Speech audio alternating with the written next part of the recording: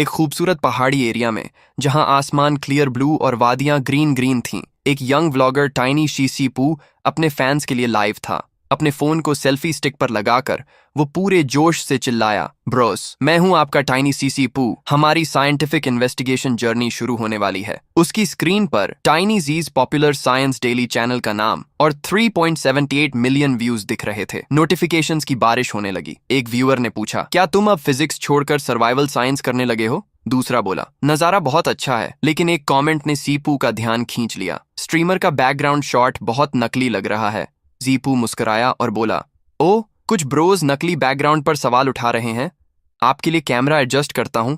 उसने कैमरा घुमाकर टनल का रास्ता दिखाया, ये प्रूव करने के लिए कि सब कुछ असली है। मगर तभी टनल से एक जोर की आवाज आई। एक ट्रक का इंजन जोर से गूंजा। वो पलटा तो एक व्हाइट ट्रक तेजी से उसकी तरफ आ रहा था। गुड ग्रीफ, क्या लक है। बिल्कुल लाइव स्ट्रीम के टाइम एक व्यूअर चीख पड़ा, होली क्रैप। जीपू खौफ से फ्रीज हो गया। ट्रक बिल्कुल उसके सामने था। एक तेज ब्रेक की आवाज और फिर एक जोर का क्रैश। अगले ही पल स्क्रीन कांच की तरह टूट गई। जीपू एक ब्लू लाइट के वॉर्टेक्स में खिंच गया, जिसके चारों तरफ बाइनरी कोड्स घूम रहे थे और उसका बॉडी डेटा की तरह बिखर रहा था। जब उसकी आंख खुली, सब कुछ बदल चुका था। यह मैं कहाँ आ गया? उसने खुद से पूछा, क्या मैं अब भी चाइना में हूँ? कहीं ये हेल तो नहीं? उसे ट्रक का एक्सीडेंट याद आया और उसने सोचा, ये बहुत ही अनसाइंटिफिक है। वो अब एक वियर्ड ग्लोइंग मैजिक सर्कल पर बैठा था। हैरानी से उसने आसपास देखा। डार्क वॉल्स, स्पाइडर वेब्स और आयरन बार्स। ये एक ओल्ड टाइम जेल थी। बैकग्राउंड में प्रिजनर्स के स्केरी चिल्लाने की आवाजें आ रही थीं। शॉक में साइपू को रियलाइज हुआ, ये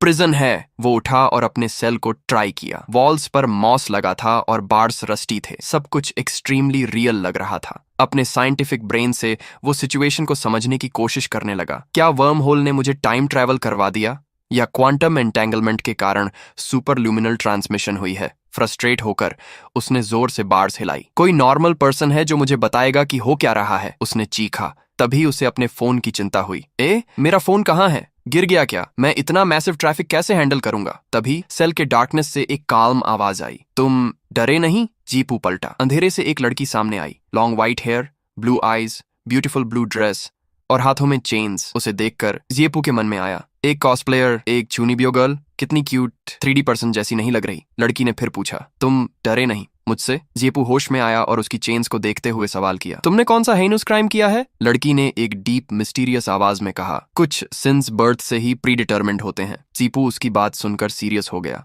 और बोला, और डर तो तुम्हें लगना चाहिए। मैं अभी अभी एक लिविंग पर्सन तुम्हारे टेरिटरी में अपीयर हुआ हूं। लेकिन लड़की शांति से बोली, नहीं, यह प्लेस अजीरा रॉयल कैपिटल प्रिजन की डेथ रो है। शीपू को लगा कि वह कोई ड्रीम देख रहा है। लड़की ने आगे बताया कि वह एक डीमन को बुलाकर अपनी लास्ट विश बताना चाहती थी, लेकिन मिस्टेक से उसने जीपू को ही बुला लिया। अब आप सोचेंगे कि जीपू के दिमाग में क्या आया होगा। उसने मन ही मन सोचा कि ये लड़की जरूर किसी रोल प्ले गेम में ज्यादा ही घुस गई है। उसे लगा कि ये कोई चूनीबियो, एक जापानी वर्ड ऐसे लोगों के लिए जो खुद को किसी फिक्शन की स्टोरी का हीरो समझने लगते हैं, लड़की है। लेकिन तभी लड़की के अगले वर्ड्स उसके कानों में गूंजे और जीपू को जबरदस्त शॉक लगा। लड़की ने कहा, हम जो इस सेल में हैं, हमें कल सुबह हैंगिंग ग्राउंड में ले जाया जाएगा और अलाइव जला दिया जाएगा। ये सुनते ही सीपू के होश ही उड़ गए। उसे समझ आया कि ये कोई जोक नहीं था। लड़की ने उसे बताया कि अगर वह इस समन को कैंसिल करती है तो सीपू अपनी पुरानी वर्ल्ड में लौट जाएगा, लेकिन वहीं मर जाएगा।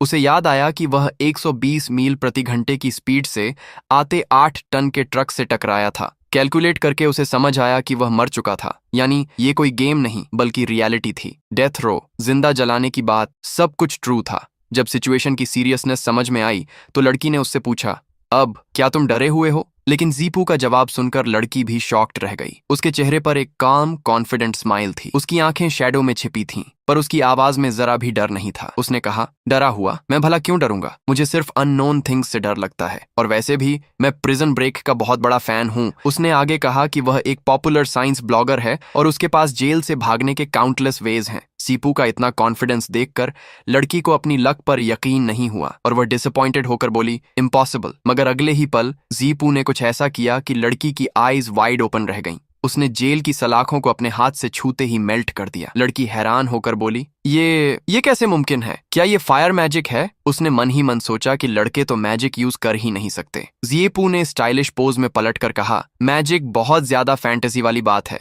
ये साइंस की पावर है। लड़की अभी भी शॉक्ड थी। उसे समझ नहीं आ रहा था कि बिना किसी मैजिक एनर्जी के भी ये एंटी मैजिक मेटल को कैसे मेल्ट कर सकता है। जीपू ने अपना बैग खोला और उसमें से कुछ सामान निकाला। उसने लड़की से पूछा, क्या तुमने कभी थर्माइट रिएक्शन के बारे में सुना है? लड़की ने जवाब दिया, नहीं। जीपू ने कॉन्फिडेंटली अपने होंठों को चाटा और बोला, कभी नहीं सुना? तो फिर आज तुम एक अमेजिंग थिंग देखने वाली हो। वह लड़की की चेन्स के पास बैठ गया और उसे समझाना शुरू किया। ये बहुत इजी है, बस एल्यूमिनियम पाउडर और आयरन आई ऑक्साइड पाउडर को एक अनुपात 2.95 के रेशियो में मिलाओ। उसने एक लाइटर निकाला और बोला, और फिर इसे जला दो। इससे 2500 डिग्री सेल्सियस तक की गर्मी पैदा होती है, और इतनी गर्मी स्टील को पिघलाने के लिए काफी थी। एक चमकदार स्पार्क उठी और उसने लड़की की एंटी मैजिक चेन्स को भी इजीली मेल्ट कर दिया, और लड़की बस हैरान होकर उसे देखती रह गई। और इस तरह जीपू ने अपनी साइंटिफिक इंटेलिजेंस से उस जेल की सलाखों को और लड़की की जंजीरों को पिघलाकर दिखाया कि साइंस किसी भी मैजिक से कम नहीं। वो लड़की, जिसकी आंखों में टोटल सरप्राइज था, धीरे से बोली, साइंस की पावर? किसी मैजिक की जरूरत नहीं। शायद उसकी वर्ल्ड में ऐसी चीजें मैजिक से ही होती थीं। जीपू ने उसकी तरफ अपना हैंड आगे किया और कहा, तुम किसका वेट कर रही हो? ये एस्केप करने का टाइम है, मिस प्रिजनर। लेकिन लड़की ने अपनी हैंडकफ वाली रिस्ट को देखा और वहीं रुक गई। जब जीपू ने उसका हाथ पकड़ा तो उसने सैड होकर कहा, बट मैं गिल्टी हूँ। जीपू उसे खींचकर जेल के बड़े से गेट की तरफ ले गया और बोला, मैं जहाँ से आता हूँ वहाँ बाय बर्थ गिल्टी होने जैसी कोई चीज नहीं होती। अनसाइंटिफिक बातें मत करो। लड़की ने उसे वार्न करने की ट्राई की, अगर तुम मुझे सेव करोगे तो तुम्हारा बैड लक होगा। इसके बाद उसने अपना नाम बताया, मैं रेना, और लड़के ने जवाब दिया, मेरा नाम जीपू। वो बस भागे ही थे कि कॉरिडोर की दूसरी साइड से एक आवाज आई, कोई भाग रहा है। गार्ड्स ने उन्हें देख लिया था। जीपू थोड़ा परेशान हो गया, क्या हम इतनी जल्दी डिस्कवर हो गए? एक गार्ड ने उन्हें रिकॉग्नाइज करके चिल्लाया, ये तो कैलेमिटी डीमन है। गार्ड्स को सामने देखकर जीपू ने रीना का हाथ और टाइट पकड़ लिया और हिम्मत से कहा, डरो मत। लेकिन इससे पहले कि गार्ड्स आगे बढ़ते, असली गेम रीना ने पलट दिया। उसके आसपास पर्पल कलर की एक अजीब सी एनर्जी शाइन करने लगी। एक गार्ड डर के मारे चिल्लाया, ओह नो, ये तो टेलीपोर्टेशन मैजिक है। और अगले ही मोमेंट एक ब्राइट लाइट के ब्लास्ट के साथ जीपू और रेना वहां से गायब हो गए। जब उनकी आंखें खुलीं तो वो जेल से बहुत दूर एक ऑसम मूनलिट नाइट में ओपन स्काई के नीचे ऊपर कहीं टेलीपोर्ट हो गए थे। उनका एस्केप सक्सेसफुल रहा और आसमान से वो दोनों तेजी से जमीन की तरफ गिर रहे थे। कस के पकड़ो, रेना ने हवा में ही चिल्लाकर कहा। वो अपनी जादुई ताकत से गिरने की रफ्तार कम करने की कोशिश कर रही थी, लेकिन उसकी सारी कोशिशें बेकार जा रही थीं। उसने हार मानते हुए कहा, मैजिक काफी नहीं है। धड़ाम, दोनों पेड़ों की टहनियों को तोड़ते हुए नीचे आ गिरे। लेकिन आखिर में जीपू ने रेना को बचा लिया। सारा झटका खुद सहकर जमीन पर उसके लिए एक कुशन बन गया। जब उसने आंखें खोलीं तो रेना ठीक उसके ऊपर थी। इस नजदीकी से जीपू का चेहरा लाल हो गया। तुम्हें चोट नहीं लगी? तुम ठीक हो? रेना ने उसकी चिंता करते हुए कहा। जीपू ने जब कहा कि वो ठीक है तो रेना ने राहत की सांस ली और कहा, तो फिर ठीक है। जब उन्होंने अपने आसपास देखा तो वो एक कब्रिस्तान में थे जो एक पहाड़ी पर बसा था। जीपू ने सोचा, चलो जेल से तो निकल आए, अब आगे क्या करें? उसके दिमाग में आया, काश इस जबरदस्त एस्केप को लाइव स्ट्रीम कर पाता, जरूर वायरल हो जाता। शेफू, जो इस सबसे ऑब्वियसली कंफ्यूज है, आगे का प्लान पूछता है। उसका क्वेश्चन काफी प्रैक्टिकल है कि अब जब हम जेल से बाहर हैं, तुम्हारा आगे का क्या प्लान है? लेकिन रीना उसकी बात का कोई डायरेक्ट जवाब नहीं देती। आप देख सकते हैं कि वो एक कब्र को देख और बस इतना कहती है, मैं घर जाना चाहती हूँ। और उसके पास कोई सॉलिड प्लान नहीं है। और फिर वो सिचुएशन की सीरियसनेस बताती है। वो कहती है कि उसका मैजिक खत्म हो चुका है, वो जीपू को प्रोटेक्ट नहीं कर सकती और उनके दुश्मन उन्हें जल्द ही पकड़ लेंगे। यहाँ हमें पहली बार हिंट मिलता है कि इन दोनों की किस्मत एक दूसरे से जुड़ी हुई है। और फिर आता है जब जीपू कंफ्यूज होता है कि रीना उसकी प्रोटेक्शन की बात क्यों कर रही है, तो रीना साफ साफ बता देती है, मैंने तुम्हें समन किया है, अगर मैं मर गई तो तुम भी मर जाओगे। बेसिकली ये एक लाइफ लिंक कॉन्ट्रैक्ट है। रीना की लाइफ अब डायरेक्ट जीपू की लाइफ से जुड़ गई है। ये सुनकर बेचारे जीपू का रिएक्शन देखने वाला है। उसके लिए ये बिल्कुल अनबिलीवेबल है और वो पैनिक करने लगता है सोचकर कि तो इसका मतलब मैं अब हाफ डेड हूँ। ये एक नॉर्मल इंसान का एक सुपरनैचुरल सिचुएशन में परफेक्ट रिएक्शन है। और जैसे इतना काफी नहीं था, रीना सिचुएशन को और अजीब बना देती है। समन्ड बीस्ट्स को लीश पर रखना जरूरी है। अब आप जीपू के पॉइंट ऑफ व्यू से सोचिए, एक अनजान लड़की ने उसकी लाइफ को अपने साथ बांध लिया है और अब उसे एक पालतू जानवर बीस्ट बुला रही है। इसलिए वो सोचता है कि पुअर थिंग, ये लड़की दिखने में तो प्रिटी है पर लगता है इसका हेड ठीक से काम नहीं कर रहा।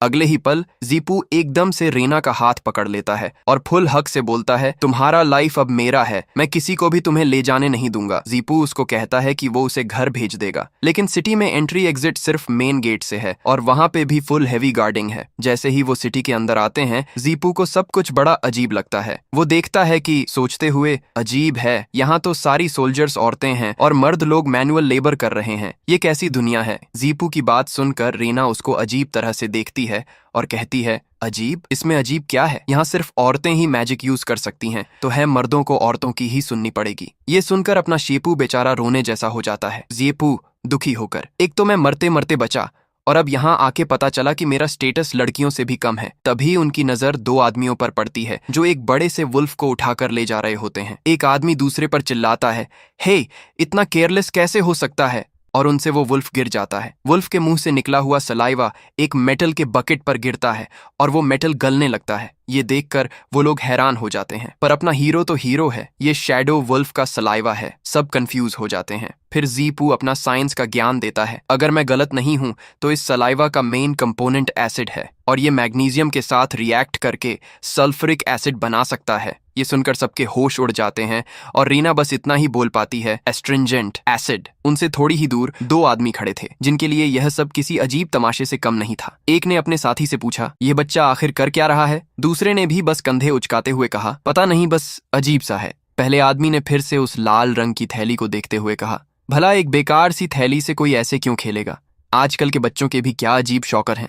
उनकी बातों को नजरअंदाज करते हुए जीपू ने रीना का हाथ पकड़ा और वह लाल थैली लेकर वहां से निकल गया। जाते जाते उसने उन आदमियों को मुस्कुराकर कहा, थैंक्स अंकल। वो दोनों भागकर शहर के दरवाजे के पास छिप गए जहां पहरा काफी सख्त था। रीना ने टेंशन में कहा, शहर के दरवाजे पर पहरा है, हम यहाँ से बाहर नहीं निकल सकते। तभी सीपू ने अपना बैग नीचे रखा और एक बीकर में कुछ लिक्विड मिलाने लगा। रीना ने उसे देखते हुए पूछा, ये क्या कर रहे हो? जल्द ही उस बीकर में से बुलबुले उठने लगे। रीना को एक अजीब सी बदबू आई तो उसने अपनी नाक बंद कर ली और बोली, छी, बदबू आ रही है। जीपू ने जल्दी से कहा, यह स्टेप जल्दी करना होगा। उसने उस केमिकल मिक्सचर को उस लाल थैली में भरा और फिर एक कपड़े की लंबी पट्टी निकाल कर बोला, अब इस कपड़े की पट्टी को फ्यूज की तरह इस्तेमाल करेंगे। अपना सामान लेकर और थोड़ी दूर में वो दोनों छुप गए। हाँ, ये दूरी ठीक है और यहाँ आसपास कोई है भी नहीं, जीपू ने जगह का जायजा लेते हुए कहा। रीना अब भी बेखबर थी कि क्या होने वाला है। उसने पूछा, तुम आखिर करने क्या जा रहे हो? जीपू ने अपनी जेब से लाइटर निकाला और कहा, बस एक पल रुको, खुद देख लेना। उसने उस कपड़े के फ्यूज में आग लगा दी। आग धीरे धीरे थैली की तरफ बढ़ने लगी। इस थैली में हाइड्रोजन भरी है, जीपू ने समझाया। इसे बस एक हल्की सी चिंगारी चाहिए और फिर यह एक कान फाड़ू आवाज के साथ फट जाएगा। और अगले ही पल एक जोरदार धड़ाम की आवाज गूंजी। नीचे गली में हुए धमाके से घरों की खिड़कियां तक टूट गईं। इसे कहते हैं हाइड्रोजन डेटोनेशन, जीपू ने शांति से कहा। धमाके की आवाज सुनकर गली में एक औरत चिल्ला उठी, वाह, ये क्या हुआ? किले की दीवार पर खड़े एक गार्ड ने फौरन खतरे की घंटी बजाना शुरू कर दिया और चिल्लाया, ये कैलामिटी विच है, जरूर ये उसका कोई जादुई हमला है। उसकी आवाज सुनकर नाइट कैप्टन ने अपने सिपाहियों को हुक्म दिया, तुम सब जल्दी से उनकी मदद के लिए जाओ। इसी अफरा तफरी का फायदा उठाकर जेपू ने रीना को अपनी पीठ पर उठाया और वहां से गायब हो गया। थोड़ी दूर आकर जब सब शांत हुआ, जेपू ने मुस्कुराते हुए कहा, पॉप साइंस, काम हो गया। रीना ने दूर ले की तरफ देखा। उसकी आंखों में एक नई उम्मीद थी। उसने सोचा, मैं अब घर जा सकती हूँ। जेपू को देखा और मन ही मन बोली, मेरा बुलाया गया बीस्ट कितना अमेजिंग है। उधर धमाके वाली जगह पर जहां अब भी धुआं उठ रहा था, वहां पे एक लड़की आ जाती है और उस जगह को देखते हुए कहती है, अच्छा तो आवाज यहाँ से आ रही थी। लगता है रीना ने किसी बड्ढे कमाल के क्यूटी को बुलाया है। सच में मेरा मन कर रहा है कि इसे अपना बना लूं। और उसके पीछे उसके बीस्ट्स खड्डे होते हैं।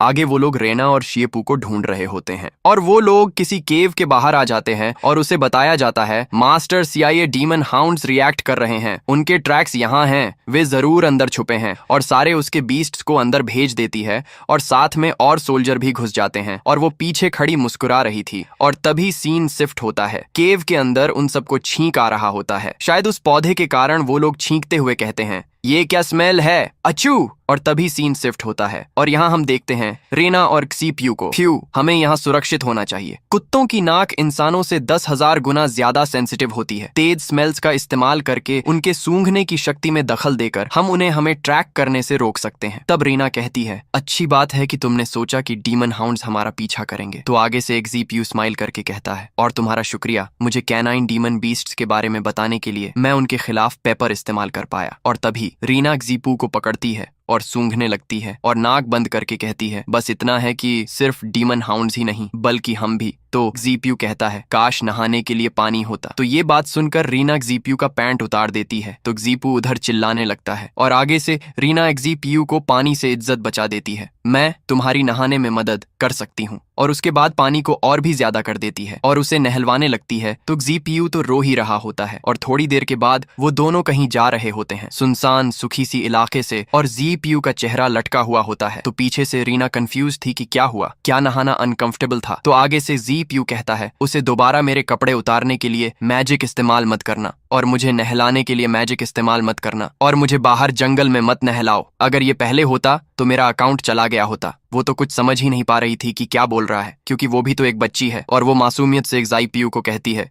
लेकिन क्या तुम नहाना नहीं चाहते थे? तो जीपीयू कहता है, जंगल में नहीं, बिना किसी मेंटल प्रिपरेशन के, बस मेरे कपड़े उतार देना और मुझे नहलाना। हम अभी उस स्टेज पर नहीं हैं। और वो अब तक सदमे में है।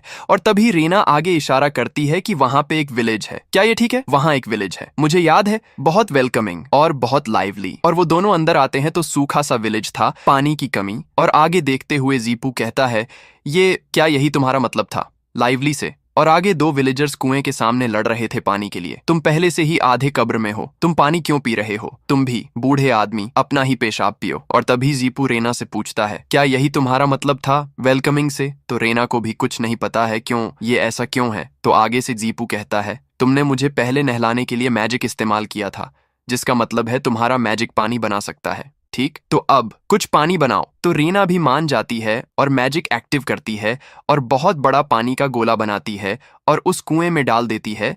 तो पानी देख के सारे विलेजर्स भी सरप्राइज थे और सारे विलेजर्स घुटनों पे आ जाते हैं और कहते हैं, लेडी विच, कृपया हमें बचाओ, हमें बचाओ। तब जीपू उस कुएं को देखते हुए कहता है, गांव के खेत सूख गए हैं और जमीन पर हर जगह सूखे कुएं हैं। कुएं के तल में सिर्फ कीचड़ वाले पानी की पतली परत है और गांव वाले थोड़े से पानी के लिए लड़ रहे हैं। यहाँ बहुत भयानक सूखा है। सीन शिफ्ट होता है यहाँ पे। सी कुछ तो बना रहा होता है और तभी हम देखते हैं एक बच्चे को जो रीना को देखकर कह रहा होता है, लेडी विच, क्या आप वही सेवियर हैं जिसे विलेज चीफ ने इन्वाइट किया था? सब कहते हैं कि विलेज चीफ ने हमें छोड़ दिया और भाग गई, बेकार आदमियों को मरने के लिए छोड़ गई। लेकिन विलेज चीफ ने हमेशा गांव की खेती और रिचुअल सुनिश्चित करने के लिए कड़ी मेहनत की है और बीमारियों का इलाज भी करती है। वो उस तरह की इंसान नहीं है। मैं भी बड़े भैया जैसा बनना चाहता हूँ। जब मैं बड़ा हो जाऊंगा मैं लेडी विच का सर्वेंट बनना चाहता हूँ। तो आगे से रीना बताती है, सर्वेंट नहीं बल्कि एक समन्ड बीस्ट। तो बच्चा कहता है, समन्ड बीस्ट? क्या वो एक सर्वेंट से भी ज्यादा अमेजिंग है?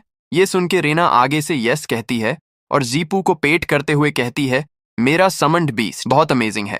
तो जीपू अपना काम रोकता है और कहता है, ये क्या तरीका है एक पपी को ट्रीट करने का? मैं एक प्रॉपर ह्यूमन बीइंग हूँ, phylum Chordata, class Mammalia, order Primates, family Hominidae, genus Homo से। और उसके बाद और एक बच्चा भागते हुए आता है और पास आके कहता है, क्या आप हमारी फैमिली की भी मदद कर सकती हैं?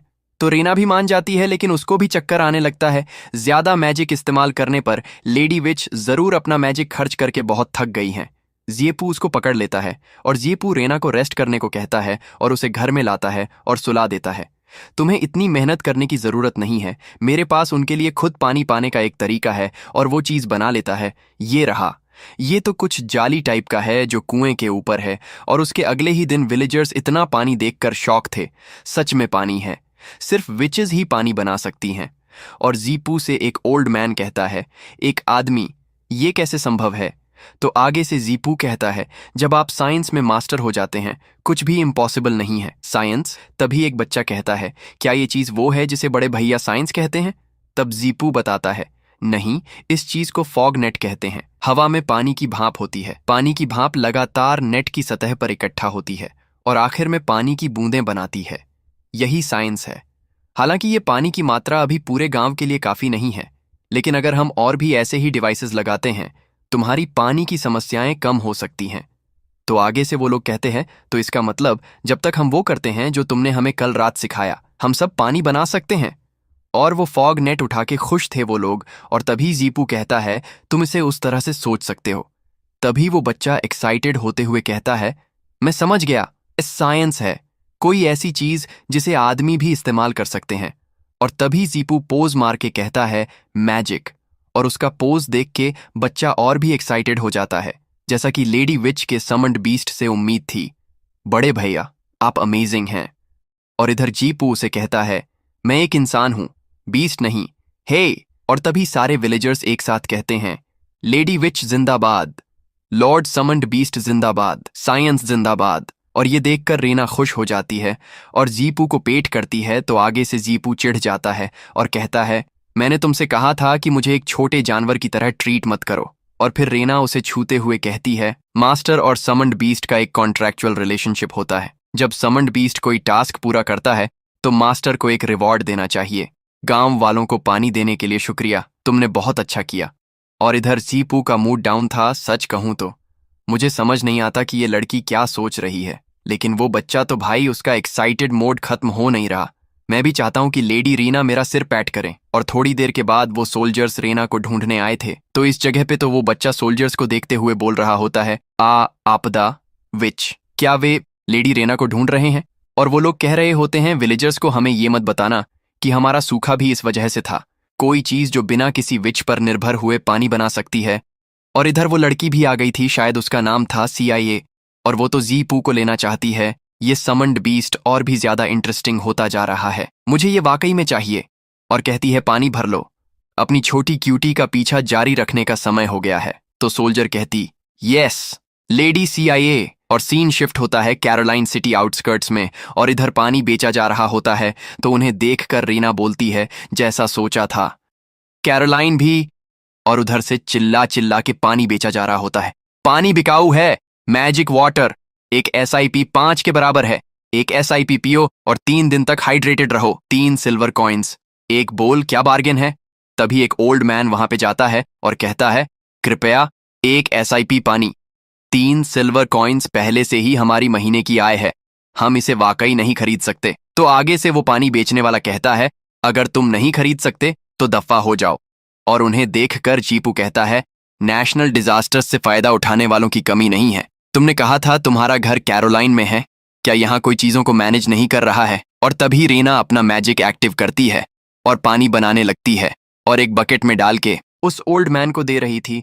ये रहा पानी। और वो पूछता है, क्या ये फ्री है? और फ्री पानी का नाम सुन के तो सारे इधर देखने लगते हैं, और दूर से वो मोटा भी देखता है और तभी पास में जाता है और पानी को फेंक देता है और कहता है, मुझे परवाह नहीं कि तुम कहां से आई हो, तुम बदतमीज विच। और लाइसेंस दिखाते हुए कहता है, ध्यान से देखो, सिर्फ हम ही यहाँ पानी बेच सकते हैं। तो आगे से रीना कहती है, हम पानी बेच नहीं रहे हैं, हम इसे दे रहे हैं। और तभी वो मोटा लाइसेंस रख लेता है और कहता है, क्या तुम नहीं जानती, खास तौर पर क्योंकि ये फ्री है, ये और भी कम अनुमत है, क्या तुम नहीं जानती कि किसी की रोजी रोटी काटना उनके माँ बाप को मारने जैसा है? और रीना चुपचाप सुनने के बाद कहती है, लॉर्ड की हवेली कभी भी तुम्हारे की को मंजूरी नहीं देगी। तो वो मोटा हंसने लगता है और कहता है, मुझे तुम्हें दयापूर्वक याद दिलाने दो, अगर मैं तुम्हें मार भी दूं तो लॉर्ड की हवेली मुझ पर दोष नहीं लगाएगी। अगर तुम्हें मुझ पर यकीन नहीं है तो ट्राई करो। और तभी वहां पे कोई लड़की आ जाती है, तो सोल्जर्स कहते हैं, सब लोग हट जाओ। और इस लड़की का नाम था रूबी। यहाँ पे क्या चल रहा है? तब मोटा इशारा करके कहता है, कोई मलिशियस कंपटीशन में लगा हुआ है, मार्केट को डिसरप्ट कर रहा है और हमारे गिल्ड के लिए पानी बनाने वाली विच को नुकसान पहुंचाने की कोशिश भी कर रहा है। और लेडी रूबी आगे देखती है, मोटे को एक जोर का थप्पड़ लगा देती है। और तभी लेडी रूबी रीना के सामने घुटनों टेक देती है और कहती है, प्रणाम लॉर्ड। और रीना भी बिना रिएक्शन के खड़ी है। और इधर सबसे ज्यादा जीपू कंफ्यूज है। इसका मतलब सीन एक बड़े से महल में शिफ्ट होता है। इधर शीपू नहा रहा होता है कि तभी एक मेड अंदर आ जाती है। उसे देखकर शीपू एकदम से शर्मा जाता है और चिल्लाकर कहता है, ये तो मर्दों का बाथरूम है ना। लेकिन वो मेड तो सीधा जीपू के पास चली आती है और कहती है, तुम शीपू हो है ना, मैं तुम्हारा नाप लेने आई हूँ। जीपू बेचारा कंफ्यूज हो जाता है और पूछता है, नाप? किस चीज का नाप? तभी मेड एक मेजरमेंट टेप निकालती है और कहती है, लंबाई का। और किसका? इधर जीपू अपनी इज्जत बचाने की कोशिश में लगा होता है। मेड आगे कहती है, तुम एक मर्द हो जिसे हमारी लॉर्ड लाई हैं, हो सकता है फ्यूचर में तुम उनके हरेम का हिस्सा बन जाओ, फ्यूचर में अच्छे किस्म के वारिस पैदा हों, इसके लिए ये नाप लेना जरूरी है। लेकिन जीपू उसे रुकने को कहता है और बाथटब में और घुसने लगता है। बस वहीं खड़ी रहो और पास मत आना, वो इशारा करके कहता है, उसको वहां रख दो, मैं खुद कर लूंगा। तो मेड कहती है, फॉर्म में लिखी हर चीज को भरना जरूरी है, जब तुम इसे भरकर मुझे दे दोगे उसके बाद काउंसिल हॉल में जाकर लॉर्ड से मिल लेना। वो टेप वहां रखकर जाने लगती है और जाते जाते कहती है, याद रखना डेटा में कोई गड़बड़ी मत करना। मेड के जाने के बाद जीपू राहत की सांस लेता है और बड़बड़ाता है, मैंने तो सोचा था कि मैं सिर्फ एक विच के साथ रहकर मजे कर रहा हूँ, ये नहीं सोचा था कि वो इतनी बड़ी चीज निकलेगी। लॉर्ड उनका तो हरेम भी हो सकता है। पानी को देखते हुए वो सोचता है, बाहर लोग पानी के लिए तरस रहे हैं और यहाँ वाह, वाकई चाहे कहीं भी हो, अमीरों को गरीबों के दुख की कोई परवाह नहीं होती। फिर वो तैयार हो जाता है, नए कपड़े पहन लेता है और काउंसिल हॉल की तरफ चल पड़ता है। रास्ते में वो सोच रहा होता है, नहीं, शायद वो अलग है। काउंसिल हॉल के अंदर से आवाज आती है, उससे पहले जरा ये समझाओ। ये रूबी थी जो रीना से बात कर रही थी। तुम जिसे अजीरा रॉयल कैपिटल में होना चाहिए था, कैरोलाइन के इलाके में क्या कर रही हो? गुजरे हुए लॉर्ड और विच मैनेजमेंट एसोसिएशन के बीच हुए समझौते के मुताबिक तुम सिर्फ तभी कैरोलाइन के इलाके में वापस आ सकती हो जब तुम 18 साल की हो जाओ और अपने जादू को स्टेबिलिटी से कंट्रोल कर सको ताकि कोई तबाही न मचा दो। ये सुनकर सीपू अपने मन में सोचता है, तबाही मचाना? क्या इसी वजह से उसने कहा था कि वो गुनहगार है? आगे बोलती जा रही थी, जब तुम कुछ समझा नहीं रही हो तो इस इलाके और यहाँ के लोगों की भलाई के लिए अपनी लॉर्ड की जिम्मेदारी निभाओ और कल सुबह रॉयल कैपिटल के लिए निकल जाओ। तो रीना कहती है, मैं जाऊंगी, वापस जाऊंगी। लेकिन ये सुनते ही सीपू सोचता है, वापस जाना तो मौत को दावत देने जैसा है, या फिर एक के साथ एक फ्री, मेरा सिर भी मुफ्त में कट जाएगा। तभी वो दरवाजा खोलकर अंदर आ जाता है और रूबी से कहता है,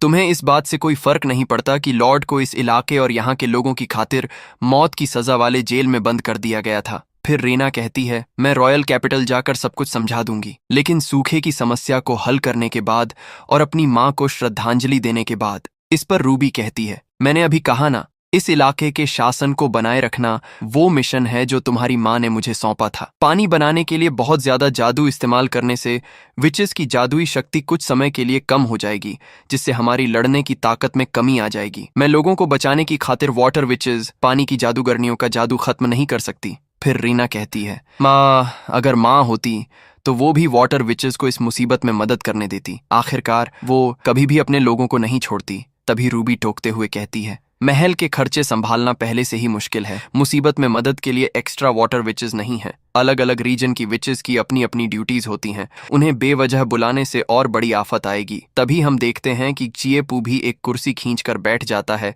और कहता है, हे, क्या मजेदार बात है, नहाने के लिए बाथ हाउस में इतना सारा पानी है, लेकिन उस पानी को लोगों को बचाने के लिए इस्तेमाल नहीं किया जा सकता। ये सुनकर रूबी चुप हो जाती है। थोड़ी देर बाद वो कहती है, उनका अपना नसीब है। इधर रीना कंफ्यूज होकर कहती है, नसीब, बस इतना ही? वो सब लोगों को देखती है और कहती है, भले ही मेरा सारा जादू खत्म हो जाए, मैं कोशिश करना चाहती हूँ नसीब बदलने की। तभी रूबी चिल्लाकर कहती है, लेडी रेना, जिद मत कीजिए। लेकिन रीना उस पर ध्यान ही नहीं देती और बाहर देखती रहती है। तभी जीपू रेना से पूछता है, रेना, तुम्हारा जादू क्या वो बर्फ को कंट्रोल कर सकता है, हवा को कंट्रोल कर सकता है? तो आगे से रेना कहती है, विंड विचेस तो बहुत हैं, आइस विचेस बहुत कम होती हैं। ये सुनकर जीपू कहता है, तो तुम्हारे पास दोनों हैं। और तभी वो रूबी की तरफ देखते हुए कहता है, इसका नाम क्या है? रूबी, है ना? जहां तक मैंने सुना, तुम इसलिए परेशान हो कि अगर वाटर विचेस को पानी बनाने में लगा दिया तो दुश्मनों को हमला करने का मौका मिल जाएगा। और तुम ये भी सोच रही हो कि अगर सारी विचेस पानी बनाने चली भी गई तो भी पानी की कमी पूरी नहीं होगी। रूबी जवाब देती है, लेडी रेना, एक इलाके को संभालना इतना आसान नहीं है। वाटर विचेस बिना इजाजत के अपनी जगह नहीं छोड़ सकती। जीपू आगे से कहता है, अगर तुम वाटर विचेस का इस्तेमाल नहीं करोगी तो फिर विंड विचेस और आइस विचेस का इस्तेमाल करो। हवा और बर्फ और उसके साथ थोड़ी सी साइंस सूखे की समस्या को हल कर सकती है। तो रेना पूछती है, क्या साइंस भी पूरे कैरोलाइन के सूखे को मिटा सकती है? सीपू जवाब देता है, सही जवाब। इधर रूबी उन दोनों को देखते हुए मन में सोच रही होती है, लेडी रेना एक आदमी की ऐसी बड़ी बड़ी बातों पर यकीन कर रही हैं। कुछ समय बीत जाता है। एक लड़की उस मोटे आदमी को जंजीरों में जकड़ कर ला रही थी और कह रही थी, मैंने सुना कि वो लॉर्ड जो रॉयल कैपिटल में होनी चाहिए थी वापस आ गई हैं। वो आगे आते हुए कहती है, फानो मर्चेंट गिल्ड की वाइस प्रेसिडेंट मेरिडा माफी मांगने आई है। वो वापस वही बात दोहराती है, फानो मर्चेंट गिल्ड की वाइस प्रेसिडेंट मेरिडा माफी मांगने आई है। तभी वो मोटा आदमी एक लाइसेंस आगे करते हुए शैतानी मुस्कान के साथ कहता है, मैं फानो मर्चेंट गिल्ड का एक व्यापारी हूँ। मैंने पहले लॉर्ड का अपमान किया था और अब प्रेसिडेंट के साथ माफी मांगने आया हूँ। मैं अपनी मर्जी से यह लाइसेंस वापस करता हूँ और सारी वाटर विचेस को कैरोलाइन से ले जाऊंगा और अब पानी नहीं बेचूंगा। इधर रूबी चुपचाप ये सब सुन रही होती है। जीपू उन दोनों को चालाक लोमड़ी की तरह देखता है और सोचता है बात तो माफी मांगने की कर रहे हैं, लेकिन असल में ये झगड़ा करने आए हैं। ये लोग वाटर विचेस को ले जाने की धमकी देकर और ज्यादा फायदे की कोई बड़ी डिमांड करना चाहते हैं, है ना। तभी रेना उस मोटे आदमी के पास जाती है और कहती है, अनजाने में हुई गलती गुनाह नहीं होती, कृपया वाटर विचेस को यहीं रहने दीजिए। ये सुनकर मोटे को भी पसीना आ जाता है। वो उस लड़की मेरिडा की तरफ देखता है तो उसकी भी हालत वैसी ही थी। फिर वो लड़की मोटे से कहती है, लेडी रेना कितनी दयालु हैं, तो फिर लाइसेंस रख लो। इधर रूबी राहत की सांस लेती है, लेकिन फिर आगे से वो लड़की कहती है, पर गुनाह की सजा तो मिलनी चाहिए। जब यह आया था तो इसने जिद की थी कि अगर लाइसेंस वापस न भी लिया गया तो भी वह खुद को सजा देने के लिए वाटर विचेस को ले जाएगा। ये सुनने के बाद रूबी चिल्ला कर कहती है, जब लेडी रेना कह रही हैं कोई सजा नहीं, तो फिर सजा की कोई जरूरत नहीं है, वाटर विचेस यहीं रुकेंगी, अब और बहस नहीं। तभी वो लड़की कहती है, अभी अभी बाहर मैंने सुना कि लेडी रेना और ये विंड विचेस और आइस विचेस का इस्तेमाल करके सूखे को मिटाना चाहते हैं। और जहां तक मेरी जानकारी है, कैरोलाइन में विंड विचेस तो बहुत हैं, लेकिन आइस विच सिर्फ एक है, और वो भी फर्स्ट ईयर, सबसे कमजोर है। फिर वो मोटे की तरफ देखती है और कहती है, इत्तेफाक से इकलौती फोर्थ टीयर सबसे ताकतवर आइस विच फानो मर्चेंट गिल्ड के पास है। वो आगे कहती है, अगर लेडी रेना को ऐतराज ना हो तो मैं उसके गुनाहों के बदले में अपनी तरफ से सजा भुगतती हूँ। मैं आपको वो फोर्थ टीयर आइस विच और कुछ विंड विचेस आपके इस्तेमाल के लिए उधार देती हूँ, कैसा रहेगा। तभी रेना कहती है, क्या ये ठीक रहेगा। शेफू मन में सोचता है, बिल्कुल ठीक रहेगा, क्योंकि ये उन्हें मुफ्त में नहीं देगी। और फिर आगे वो लड़की मेरिडा कहती है, एक फोर्थ टीयर आइस विच की सैलरी सस्ती नहीं होती। अगर सूखे के दौरान हमारा गिल्ड कैरोलाइन में अपने सारे व्यापार की कीमतें अपनी मर्जी से तय कर सके तो मेरे ख्याल से ये मंजूर किया जा सकता है। तभी रूबी हाथ पटकते हुए चिल्लाती है, कोई जरूरत नहीं, आइस विचेस और विंड विचेस का इस्तेमाल करके सूखे को मिटाना सिर्फ एक कल्पना है, हमें उनकी जरूरत नहीं है। लेकिन उसके बोलने से पहले ही रेना कह देती है, मंजूर है। पीछे से रूबी कहती है, लेकिन लेडी रेना। तभी दोनों मेरिडा और मोटा आदमी रेना के सामने झुकते हैं और लड़की कहती है, लेडी रेना वाकई अपने लोगों की परवाह करती हैं, मैं वापस जाकर इंतजाम करती हूँ और एक अलग से वर्कशॉप भी दूंगी। और मन में सोचती है, ये लोग जल्द ही मेरे पास गिड़गिड़ाते हुए आएंगे। जब ऐसा होगा तो बात सिर्फ कीमतें तय करने तक नहीं रहेगी। वो रेना के पास जाकर कहती है, ओह हाँ, बेहतर होगा आप जल्दी करें। और बताती है, मैंने सुना है रॉयल कैपिटल से कोई लेडी सीआईए आपका पीछा करते हुए यहाँ आ रही है। तभी सीन लेडी सीआईए की तरफ शिफ्ट होता है और वो कह रही होती है, तो ये वो जगह है जहाँ तुम बड़ी हुई हो रेना, मैं वाकई तुम्हारे बारे में और जानना चाहती हूँ। सीन शिफ्ट होता है और इधर रेना शेपू का हाथ पकड़ के बोलती है, चलो ना जल्दी।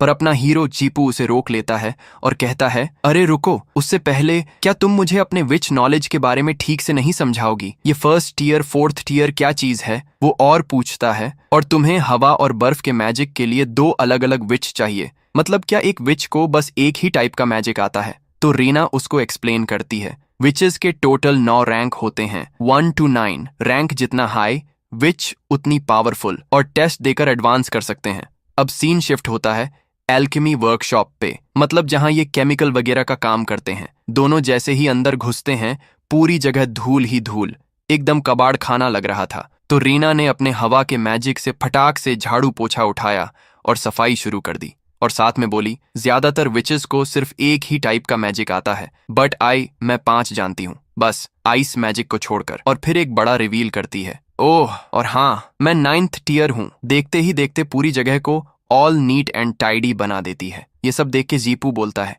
यार तुम तो कोई दूसरी दुनिया की जीनियस लगती हो, पर ये बताओ तुम हर बार मैजिक यूज करके फेंट क्यों हो जाती हो।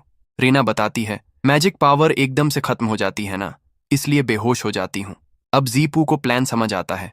वो कहता है, मैं तो पहले से टेंशन में था कि ये नाइट्रोजन बनाने वाला डिवाइस बनाने के लिए बंदा कहाँ से लाऊं। चलो छोटी जीनियस, अब तुम्हारे फायर मैजिक से द विचेस एल्केमिस्ट वर्कशॉप वाला गेम खेलते हैं। रीना उसकी बात मानती है और फायर मैजिक यूज करते हुए पूछती है, लाइक दिस, ऐसे? जीपू गाइड करता है, यस, जस्ट लाइक दैट, बस फोर्स पे ध्यान दो, मेक श्योर टू रेस्ट, आराम भी करो। रीना और दम लगाने लगती है और उसकी हेल्थ 66% पे आ जाती है। जीपू टेंशन में आ जाता है, don't push yourself too hard, ज्यादा जोर मत लगाओ, फिर से फेंट हो जाओगी। और तभी उनका एल्केमी प्रोजेक्ट कंप्लीट हो जाता है। जीपू एकदम खुश होकर चिल्लाता है, हाहा, मानना पड़ेगा, मैजिक तो काफी यूजफुल चीज है।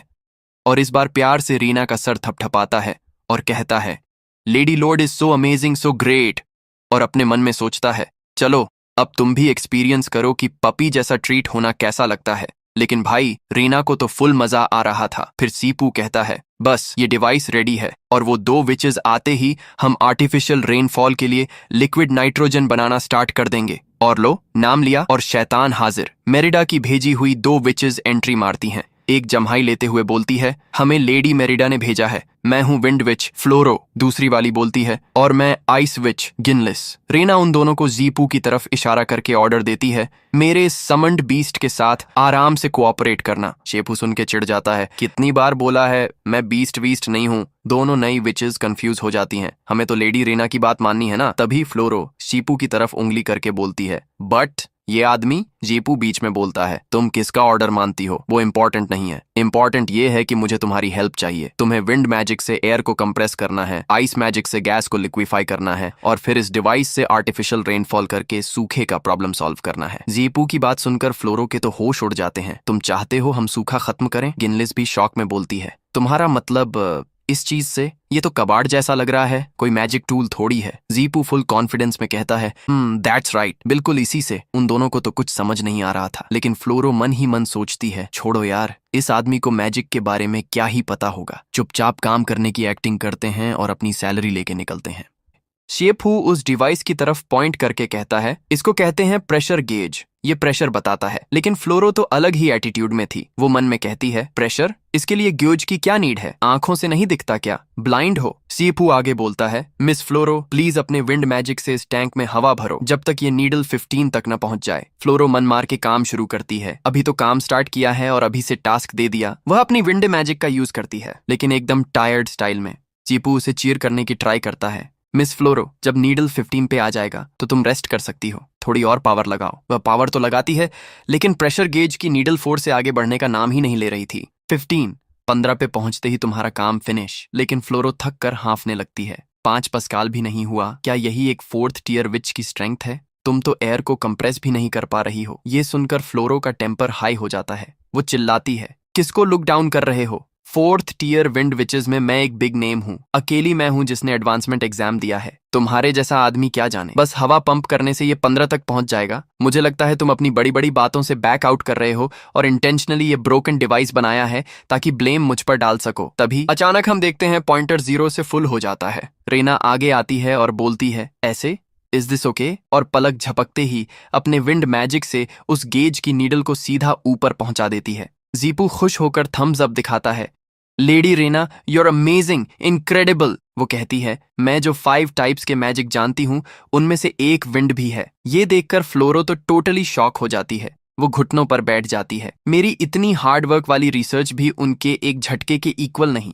गिनलिस उसे संभालते हुए कहती है लेडी रीना एक जीनियस है, टैलेंट के आगे एफर्ट वर्थलेस है। तुम्हें डिस्करेज्ड फील करने की नीड नहीं है सीनियर। जीपू नेक्स्ट स्टेप पे जाता है। चलो अब नाइट्रोजन प्रोड्यूस होना स्टार्ट हो गया है। वो नाइट्रोजन को एक कंटेनर में डालता है और गिनलिस की तरफ मुड़ता है। मिस गिनलिस अब तुम्हारी टर्न। अपने आइस मैजिक से इसके अंदर की चीज को लिक्विड फॉर्म में चेंज कर दो, मतलब वाटर लाइक बना दो। गिनलिस हैरानी से पूछती है इसके अंदर कुछ है? जीपू एक्सप्लेन करता है इसमें एक इनविजिबल इंटेंजिबल ओडरलेस गैस है जिसे नाइट्रोजन कहते हैं। ये 395 डिग्री सी पर लिक्विफाई हो जाती है। सिंपल वर्ड्स में मुझे बस तुम्हारे आइस मैजिक से इसके अंदर के नाइट्रोजन को फ्रीज करना है। गिनलिस अभी भी सोच में थी। जमीन पर बैठी फ्लोरो उसे वार्न करती है सिली मत बनना, मेरी तरह अपनी सारी मैजिक पावर एग्जॉस्ट मत कर देना। ये आदमी इंटेंशनली हमारे लिए चीजें डिफिकल्ट बना रहा है। तब गिनलिस कहती है पर इसने कहा था कि ये ड्राउट सॉल्व करना चाहता है और ये मेरा फर्स्ट जॉब है। गिनलिस खुद को हिम्मत देती है मैं कोशिश करना चाहती हूँ अपनी पूरी ताकत से, लेकिन अगले ही पल उसके मन में डर बैठ जाता है। काम कितना स्केरी है। जीपू जो उनकी तरफ देख रहा था और बोलता है एक 4th tier ice witch nitrogen को लिक्विफाई नहीं कर सकती। थोड़ा इम्पेशेंट होकर सोचता है अगर लिक्विड नाइट्रोजन नहीं तो आर्टिफिशियल रेनफॉल भी नहीं। ये सुनकर गिनलिस प्रेशर में आ जाती है। वो जोश में चिल्लाती है आई कैन, लेकिन तुरंत ही उसकी हिम्मत टूट जाती है और वो रोती हुई सूरत बनाकर कहती है आई कैंट। गिनलिस आई कैंट के लूप में फंस जाती है। ये देखकर फ्लोरो को गुस्सा आ जाता है। वो गिनलिस को उठाती है और सीप ऊपर चिल्लाती है देखो तुमने मेरी साथी का क्या हाल कर दिया है। हम आज की शिफ्ट कंटिन्यू नहीं कर सकते, चलो हम घर जा रहे हैं। और दोनों वहां से निकल जाती हैं। तभी रीना उसके पास आती है और एक ग्लास पानी देते हुए कहती है थैंक यू तुम्हारे हार्ड वर्क के लिए। वो थोड़ा उदास होकर बोलता है, सारा काम तो तुम दोनों ने किया, मैंने तो बस थ्योरी दी थी और कुछ नहीं किया, और लगता है मैंने उन्हें अपसेट कर दिया। रीना उसका सर सहलाते हुए कहती है, जिन लोगों को तुम समझ नहीं पाते उन्हें अपसेट करना नॉर्मल है। जीपू मन में सोचता है, फिर से मुझे पपी जैसा ट्रीट कर रही है। अचानक जीपू की नजर एक किताब पर पड़ती है। चश्मिश मतलब गिनलिस की बुक यहीं रह गई। वो बुक खोलता है और उसके अंदर कॉम्प्लेक्स साइंटिफिक और मैथ्स के फॉर्मूला देखकर शॉक हो जाता है। उसे समझ आता है, तो तुम्हारे जादू का असली मतलब है मैटर को डीकंस्ट्रक्ट और रिकंस्ट्रक्ट करना। ये रियलाइजेशन आते ही वो जोश में पानी का पूरा ग्लास गटक जाता है। वो रीना की तरफ मुड़कर बोलता है, Reena I have a plan. Reena ये देखकर ब्लश करने लगती है और सोचती है, ये तो मेरा यूज किया हुआ कप था। अगले दिन सीन बदलता है। रीना की मदद से अब वर्कशॉप में वैसी 4 मशीनें खड़ी थीं। रीना जीपू का पसीना पोंछते हुए कहती है, तुमने बहुत मेहनत की। जीपू जवाब देता है, तुमने मैजिक से ये 4 मशीनें बनाई, हार्डवर्क तो तुमने किया है। तभी फ्लोरो और गिनलिस वापस आती हैं। उन्हें देखते ही जीपू फुल कॉन्फिडेंस से गिनलिस को कहता है, मिस गिनलिस, मुझे पता है कि तुमसे नाइट्रोजन को लिक्विड में कैसे फ्रीज करवाना है। हाँ, फ्लोरो ताना मारती है। एक आदमी जिसे मैजिक यूज करना नहीं आता, वो एक विच को सिखाएगा कि मैजिक कैसे यूज करें, और वो भी आइस मैजिक जो लेडी रीना ने भी मास्टर नहीं किया। तुम्हें डर नहीं लगता कि लोग तुम पर हंसेंगे? जीपू शांति से जवाब देता है, शायद तुम्हें बिलीव ना हो, बट एक्चुअली मैं भी थोड़ा आइस मैजिक यूज कर सकता हूँ। गिनलिस उसकी तरफ देखती है, और मुझे तो कोई आइस मैजिक पावर डिटेक्ट नहीं हो रही। जीपू टेबल पर 2 बर्तन रखता है और कहता है, अब ध्यान से देखो, अब एक मिरेकल देखने का टाइम है। Salt Peter ice making. शेपू एक बड़े बर्तन में पानी लेता है और उसके अंदर एक छोटा कंटेनर रख देता है। फिर वो उसमें सॉल्ट पीटर मिलाता है और बर्तन को ढक देता है। वो एक्सप्लेन करता है, लकीली सॉल्ट पीटर पुराने घरों की दीवारों के कोनों से मिल जाता है और थोड़ी सफाई के बाद उसे यूज कर सकते हैं।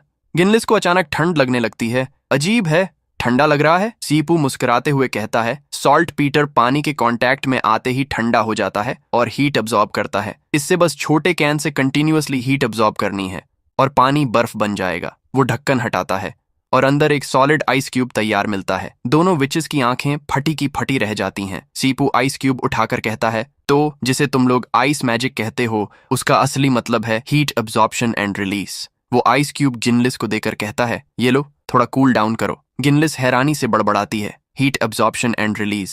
उसके दिमाग की बत्ती जल जाती है। वो जोश में आ जाती है और जीपू को कहती है, लॉर्ड समन्ड बीस्ट, प्लीज मुझे कमांड दीजिए। जीपू चिढ़कर बोलता है, क्या समन्ड बीस्ट? मेरा नाम जीपू है। फिर वो समझाता है, रीना ने बताया था कि तुम्हारा मैजिक बस आइस कोन्स और स्नो तक ही है। ये असल में हवा में मौजूद वाटर वेपर से हीट रिलीज करवा के उसे मनचाहे फॉर्म में कंडेंस करना है। तो तुम्हारे मैजिक का मेन पॉइंट है ऑब्जेक्ट से हीट रिलीज करवाना। जीपू उसे गाइड करता है, अब बस इमेजिन करो कि ये बॉटल खाली नहीं है, इसमें नाइट्रोजन नाम की गैस है, और अपने मैजिक से उसकी हीट रिलीज करो, उसे ठंडा करो, और ठंडा, सबसे ठंडा। गिनलिस आंखें बंद करके कंसंट्रेट करती है और वो सफल हो जाती है। मैंने कर दिखाया। ये देखकर फ्लोरो, जो अब तक साइड में खड़ी थी, शर्माते हुए आगे आती है। लॉर्ड समन्ड बीस्ट, मैं भी काम करना चाहती हूँ, क्या आप मुझे गाइड कर सकते हैं? सीन शिफ्ट होता है। रात में जीपू और रीना बिल्डिंग की छत पर बैठे हैं। उनके पास लिक्विड नाइट्रोजन रेडी है। जीपू कहता है,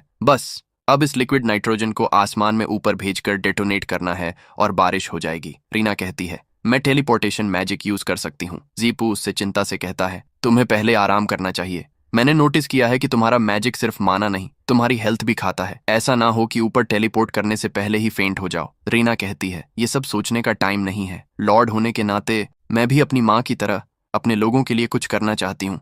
सीपू उसे समझाता है, तो गलती से बचने के लिए तुम्हें आराम करना चाहिए। वैसे भी टेलीपोर्टेशन मैजिक में बहुत माना लगता है ना।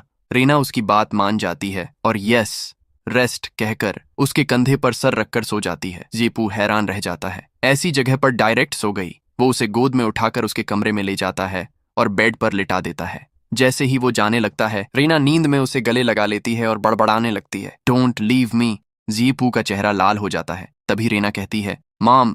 जीपू शॉक में हाँ बोलता है। तभी एक लेडी नाइट कमरे में दौड़ते हुए आती है। Lady Rena, lady Rena. Reena हड़बड़ाकर उठ जाती है। नाइट बुरी खबर देती है, लेडी रेना, बहुत सारे रेफ्यूजीज पानी के लिए कासल में घुस आए हैं। वो आगे बताती है, वो चिल्ला रहे थे कि आपके आने की वजह से कैरोलाइन में सूखा पड़ा है। वो कैलामिटी विच को कैरोलाइन से निकालने की मांग कर रहे हैं। बाहर से लोगों के चिल्लाने की आवाजें आ रही थीं। वो लेडी शीना की सक्सेसर बनने के लायक नहीं है। रीना खिड़की से बाहर देखती है जहां लोगों की बड़ी भीड़ जमा थी। उस बड़ी भीड़ को देखती है और उनके गुस्से को फील करके सहमी जाती है। उसे अपने पुराने दिन याद आने लगते हैं जब उसकी माँ शहर को अजीब से मॉन्स्टर या अजीब से क्रीचर से बचा रही थी। बाहर से आती लोगों की आवाजें उसके कानों में गूंजने लगती हैं। कैलेमिटी विच, कैरोलाइन से बाहर निकलो। लोगों के ताने उसके दिमाग में तीर की तरह चुभते हैं। ये सब तुम्हारी वजह से हुआ है, तुम ही उस मुसीबत को खींच कर लाई हो। तभी उसके दिमाग में सीपू के शब्द गूंजते हैं जो उसे हिम्मत देते हैं। साइंटिफिक पर्सपेक्टिव से किसी एक इंसान के कारण सूखा पड़ना इम्पॉसिबल है। याद रखो, तुम कैलेमिटी विच नहीं हो, तुम वो विच हो जो इस मुसीबत को खत्म करेगी। मैं जहां से आया हूं वहां कोई भी पैदाइशी गुनहगार नहीं होता, इसलिए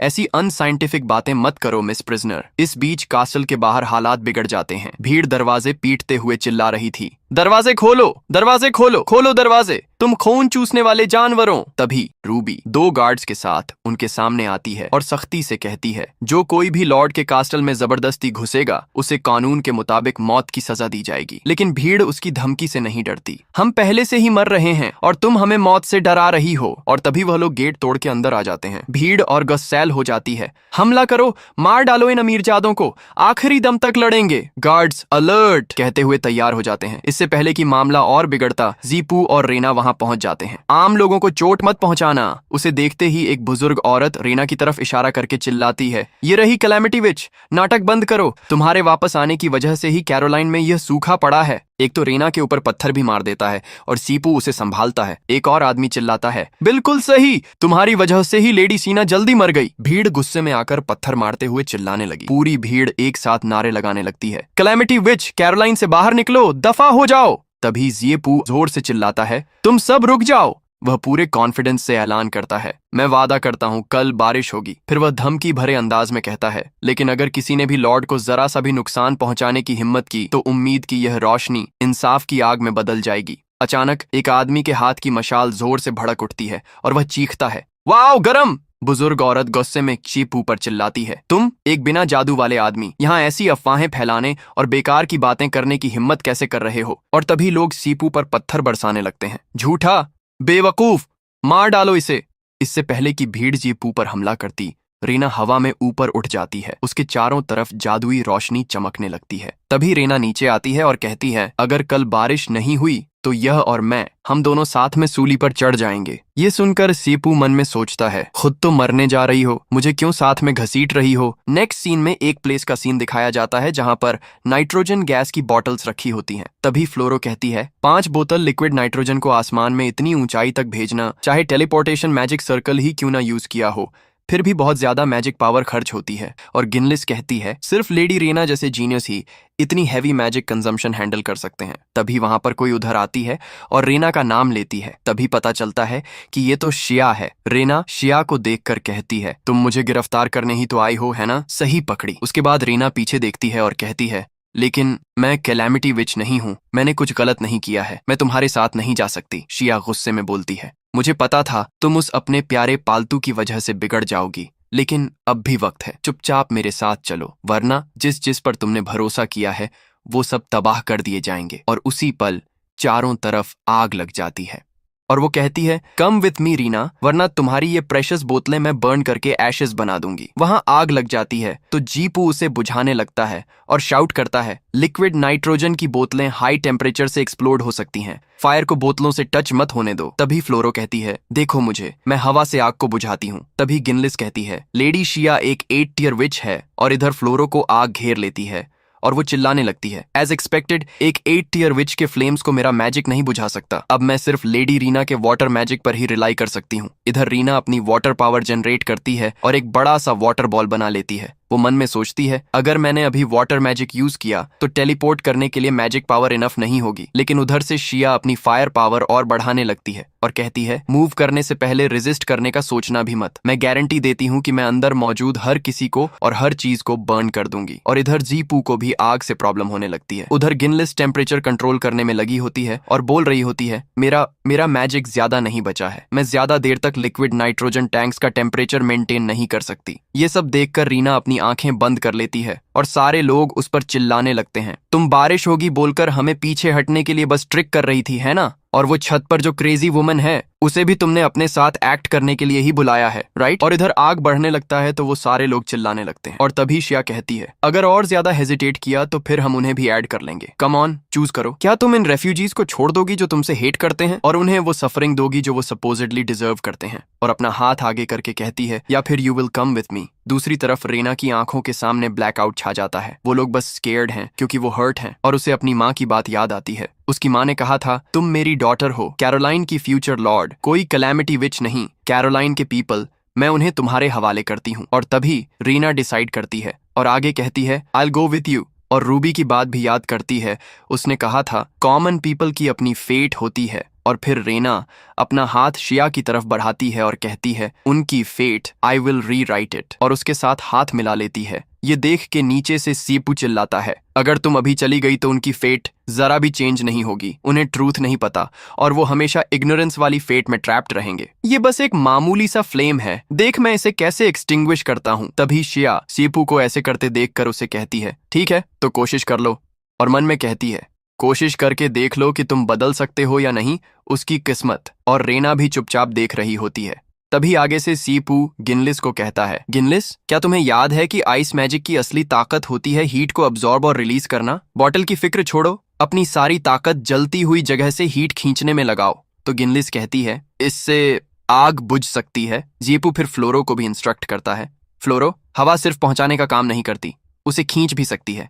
मुझे तुम्हारी विंड मैजिक चाहिए ताकि सारी हवा वहां से खींच सको। आग बुझाने के लिए हवा निकालनी पड़ती है। वो जोर से चिल्लाता है, क्विक। फिर गिनलिस और फ्लोरो दोनों अपनी अपनी मैजिक एक्टिवेट कर देते हैं। गिनलिस चिल्लाती है, आई डोंट केयर, जैसे तुम कह रहे हो मैं वैसे ही करूंगी। फ्लोरो भी चिल्लाती है, अगर मैं मर भी गई तो भूत बन के तुम्हारा पीछा करूंगी। जेपू चिल्लाता है, जल्दी करो, वो लोग टेलीपोर्ट करने ही वाले हैं। जैसे ही दोनों मैजिक लगाते हैं, सारी आग एकदम खींच जाती है और उसी पल शिया और रीना के पीछे जोरदार ब्लास्ट होता है। शिया पीछे मुड़कर देखती है और पूरी शॉक में बोलती है, वाह, हाउ इज दैट पॉसिबल? उधर हम देखते हैं गिनलिस को, जो हैरान होकर कह रही होती है, हमने सच में एक 8 टियर विच की आग बुझा दी। फ्लोरो तो रो रही होती है। उसी वक्त रीना सीधे टेलीपोर्ट हो जाती है शिया के पास से सीपू के सामने। उसके हाथ में होती हैं वही बॉटल्स। वो मुस्कुराकर कहती है, न्यू इट, तुम कर सकते थे। सीपू सीधा कहता है, अब खुद को साबित करो कि तुम कैलेमिटी विच नहीं हो। रीना चारों बॉटल्स को ऊपर फेंक देती है और कहती है, मदर, आई कैन फाइनली, और अपनी मैजिक से उन्हें सीधा आसमान में भेज देती है। और उसी टाइम पे वो सारे बॉटल्स ब्लास्ट हो जाते हैं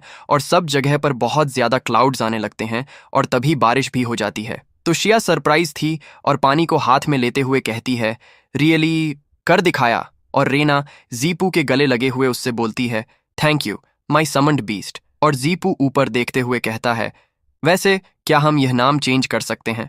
और रीना गले लगे हुए शर्मा रही थी। और तभी वो सारे लोग बारिश होता हुआ देखकर कहते हैं, बारिश, वो सच में बारिश ले आई। और एक बच्चा कहता है, वो कोई कैलेमिटी विच नहीं बल्कि उम्मीद की विच है।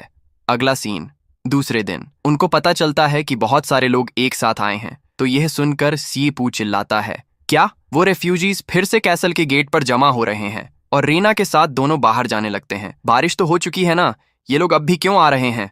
और बाहर आ जाते हैं तो सारे लोग इनकी तरफ आने लगते हैं और कुछ बच्चे आगे आते हैं और कहते हैं, लेडी रेना, बारिश के लिए थैंक यू। तो रेना उन्हें देख रही होती है और तभी एक बच्चा रेना को फूलों का गुलदस्ता देता है और कहता है, पहले हमने आप पर पत्थर फेंके थे, we are sorry lady Rena. तो रेना वो गुलदस्ता ले लेती है और उसके सिर को सहलाती है और कहती है, कोई बात नहीं, चोट नहीं लगी। और तभी रेना बहुत सारे फ्लावर्स जमीन पर उगा देती है और कहती है, ये फ्लावर्स बहुत ब्यूटीफुल हैं, मुझे ये बहुत पसंद आए। तो वो बच्चा देखता है और खुशी से कहता है, वाओ, ये लेडी रेना का मैजिक है। और तभी भीड़ के बीच में से फ्लोरो और गिनलिस आने लगते हैं और फ्लोरो कह रही होती है, हमें रास्ता दो लेडी रेना, लॉर्ड सीपू। और पास आकर कहती है, ये प्रेसिडेंट मेरिडा का इनविटेशन है, उन्होंने कहा है कि उन्हें कुछ इंपॉर्टेंट मैटर्स पर डिस्कस करना है। तभी आगे से रूबी बताती है, लेडी रेना यहाँ की लॉर्ड हैं, अगर कुछ काम है तो उन्हें खुद यहाँ आना चाहिए। क्या फानो गिल्ड को इतने बेसिक एटिकेट्स भी नहीं पता? और तभी जीपू वो एनवेलप खोलने लगता है और कह रहा होता है, जब मिस मेरिडा ने विचेस को बोरो किया था,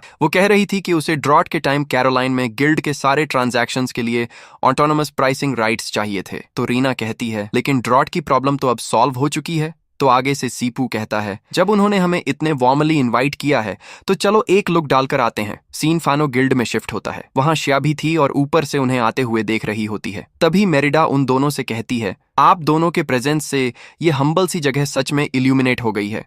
तभी सीपू कहता है, मिस मेरिडा रेनफॉल टेक्नोलॉजी को प्रमोट करना चाहती हैं और हमें नेचुरली हेल्प करके खुशी होगी। मिस मेरिडा ने हमें स्पेशली इनवाइट किया है तो मैं प्रिज्यूम करता हूं कि उन्होंने हमें पे करने के लिए एक प्राइस रेडी रखा होगा। और फिर मेरिडा उन्हें कहती है, जैसा कि रेनफॉल टेक्नोलॉजी के इन्वेंटर से एक्सपेक्टेड था, मिस्टर जीपू सच में क्लेवर हैं और उन्हें अंदर आने को कहती है। प्लीज आप दोनों। और वो एक बॉक्स दिखाती है और कहती है, इतना ग्रेट इन्वेंशन अगर इसे मनी से मेजर किया जाए तो श्योरली आपको ये डिवैल्यूड ही फील होगा। और वो तीनों कुर्सी पर बैठे होते हैं और आगे मेरिडा कहती है, लेडी रीना अपने पास्ट सिंस के बोझ तले दबी हुई है। जहां तक मुझे पता है, विच मैनेजमेंट एसोसिएशन ने जिन लोगों को डिस्पैच किया है वो कैरोलिन के रास्ते में है और जल्द ही पहुंच जाएंगे। वैसे तो ये डिसरिस्पेक्टफुल है, पर मैं आपको ये रिमाइंड करने की हिम्मत कर रही हूं कि अगर अनफॉर्चुनेटली लेडी रीना के साथ कोई डिजास्टर होता है तो मिस्टर जीपू की भी डेथ पक्की है। और वो बॉक्स खोलती है और कहती है, और मेरे पास एक तरीका है तुम्हारा कॉन्ट्रैक्ट तोड़ने का। ये सुनते ही जीपू की आंखों में एक नई उम्मीद चमक जाती है। मतलब मैं अपनी जिंदगी वापस अपने हाथ में ले सकता हूँ। मेरिडा उसकी एक्साइटमेंट देखकर मुस्कुराती है और कहती है, बिल्कुल, बस इतना है कि ये आइटम इस वक्त कैरोलाइन में नहीं है तो मैं सिर्फ इसका फोटो ही दिखा सकती हूँ।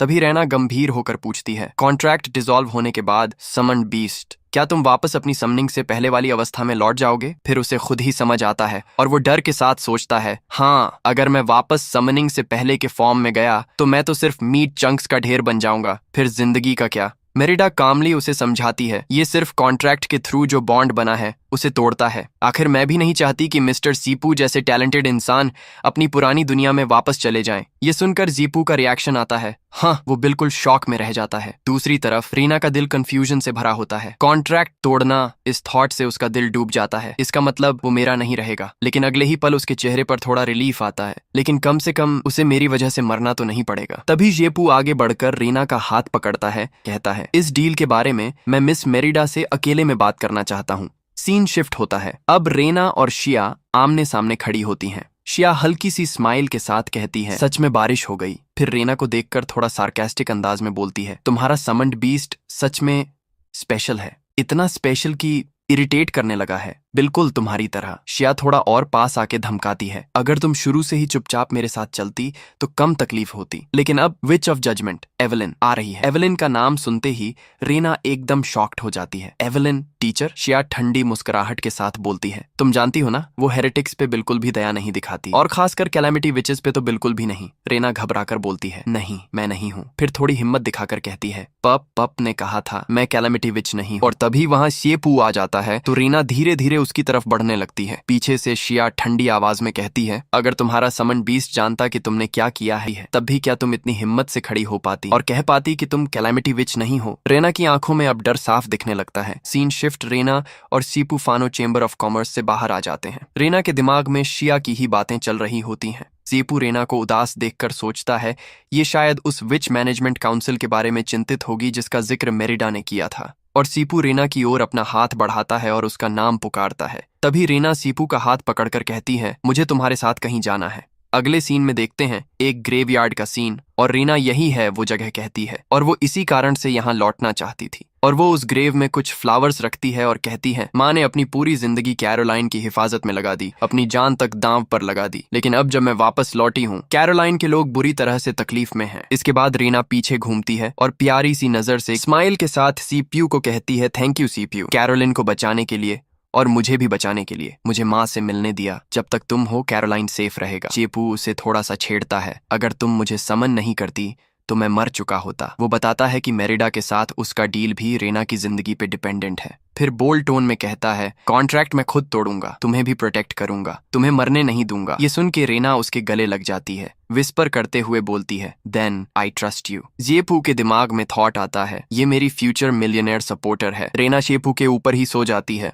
और कुछ समय बाद सीपू उसे वहां से अपनी पीठ में सुलाकर ला रहा था तो एक बच्चा उन्हें देखकर अपनी माँ से कहता है, देखो माँ, लॉर्ड अपनी समन्ड बीस्ट पे राइड कर रही है। और इधर जीपू मन में कहता है, क्या मैं कोई ह्यूमन बॉडी पिलो हूँ? ये बस मुझे पकड़ के सो गई। और उसी वक्त रास्ते में सीपू को गिनलिस और फ्लोरो दिख जाते हैं। जीपू उन दोनों से हैरानी से पूछता है, तुम लोग इस वक्त यहाँ क्या कर रहे हो? फ्लोरो तो कुछ बोलती नहीं, बस चुप रहती है, लेकिन गिनलिस सीधा बोल देती है, हम फानो गिल्ड के साथ अपना कोऑपरेशन टर्मिनेट कर चुके हैं, अब हम उनके ऑर्डर्स फॉलो नहीं करेंगे। फ्लोरो भी सर हिला के हाँ करती है। ये सुन के जीपू शॉक हो जाता है। क्या रीजन सैलरी कम होने का है? काम ज्यादा है या घर से दूरी? अरे ये सब तो डिस्कस किया जा सकता है। और अपने मन में कहता है, प्लीज क्विट मत करो, अभी तो एक ही बार बारिश हुई है, अभी भी बहुत सारा लिक्विड नाइट्रोजन बनाना बाकी है। तभी गिनलिस बोलती है, एक्चुअली फ्लोरो और मैं कोई गरीब नहीं है, बोलो तो हम दोनों काफी रिच हैं। फ्लोरो भी हंस के बोलती है, इसीलिए हम जब चाहे स्लैक कर सकते हैं,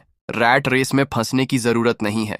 उनकी बातें सुन के जीपू सोचता है, तो अब मुझे नए केपेबल विचेस ढूंढने पड़ेंगे। लेकिन तभी गिनलिस कहती है, हमने गिल्ड के साथ कॉन्ट्रैक्ट सिर्फ इसलिए तोड़ा है क्योंकि हम तुम्हारे साथ रहना चाहते हैं जीपू। ये सुन के जीपू बिल्कुल सरप्राइज हो जाता है। फिर गिनलिस थोड़ा टॉन्टिंग स्टाइल में कहती है, लेकिन लॉर्ड समंड बीस्ट के लिए हम फ्री में काम नहीं करेंगे। और वो लोग जीपू को पैसा देते हुए बोलती है, हम तुम्हें मंथली पेमेंट देंगे और हर 6 महीने में प्राइस इंक्रीज भी हो सकता है।